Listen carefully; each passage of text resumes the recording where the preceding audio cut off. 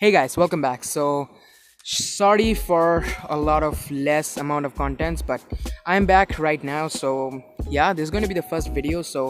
First of all, I'm wanted to start out a whole new series here about editing photos on Lightroom. So this one probably going to be the first on that series. It's not new. There are a ton of videos out there on YouTube that's basically show how you can edit your photos on Lightroom, but most of them are not that in depth. So I want to be focusing a little bit more in depth. So I have a lot of videos planned in that series. So this one is probably going to be the first on that series. So without overdue, let's open up Lightroom and let's get started. Okay, so Lightroom CC, Adobe Photoshop Lightroom CC is loading up on my phone. First of all those videos are going to be on the phone. So yep, no computers. So if you don't have a computer, don't get fired. And best part about it is that those are going to be on a non-premium account because I don't have a premium account on Lightroom.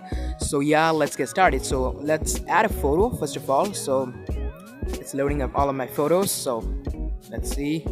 And I recently downloaded a raw file. So let's add this one out.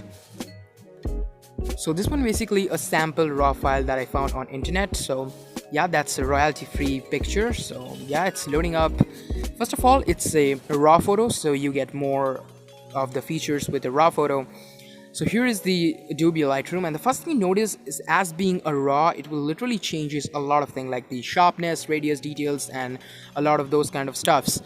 So first thing you need to do is that go on the light section. So a lot of people do something else. So for me, I mostly go into the curves, starting with curves, and then make a pretty minor looking S curve, not too much complex, just a little bit more of a S curve. Don't do too much. If you do too much, it just make the photo look too heavy. So the first thing you need to know, I like to make my skies more blue. So let's turn that exposure a little down, not too much, just a little down, maybe a little up.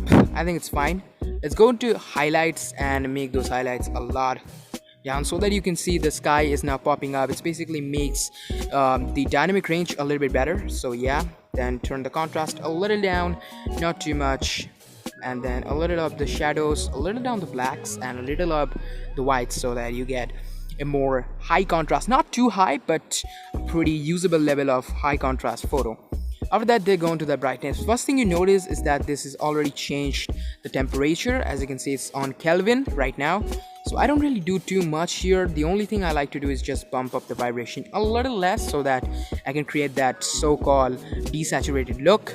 After that, go into the mix, and from there start my main work. So for me, I mostly prefer to go into blue first, then change this a little bit here, not too, it's two, but we also can do with the saturation. So after that, it's basically make the picture a little bit more like a vintage kind of vibe. So then yellow, because yes, the picture has a yellow, so not too much, just a little bit, maybe bump up the saturation a little bit, then go to into orange, a little with the orange, then maybe bump that saturation a little down,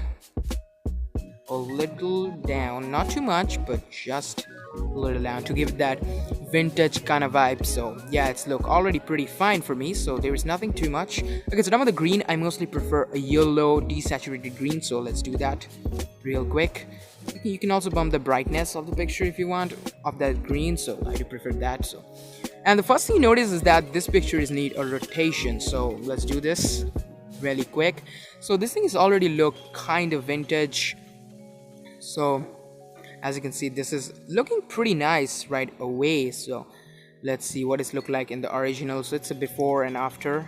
As you can see, it's already look really nice. So in the detail section, there is nothing too much to do in the details area. So okay, so after that, let's move on this effect area. So let's see what we can do with the clarity. Not too much, just a little bit clarity because I like it. Then on the dehaze, you can do a lot, but it's just make the picture, like as you can see, it's too, so a little bit down, it's probably nice. So now split tone, I don't really do too much of the split toning, but if you want, you can do it. You can see what it's basically look like.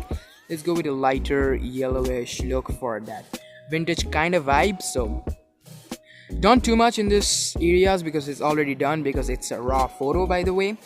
So then I go back to curve and add a little bit of that fade that gives that photo this pretty kind of vintage looking bike. So overall it's already looking really nice. So that's pretty much it. So after that you can just save to device, highest available quality, tap OK, and it will then render the picture. We need to wait a bit. I think it's pretty close to done. Okay, so yeah, it's too fast. Okay, so it's done, and you can see it's already looking really nice. I have a lot of other Lightroom videos coming really soon, so if you wanted to see all of them, like that video, give it a thumbs up, and subscribe to my channel if you wanted to see more Lightroom videos like that. And if you wanted to see anything else about the Lightroom mobile, just hit me up on the comment section on YouTube. And also follow me up on Twitter, Instagram, all those other social media sites. So overall guys, thanks for watching. This is my first Lightroom series video, you can say. So overall guys, thanks for watching. Stay tuned for more. Take it easy. Goodbye guys.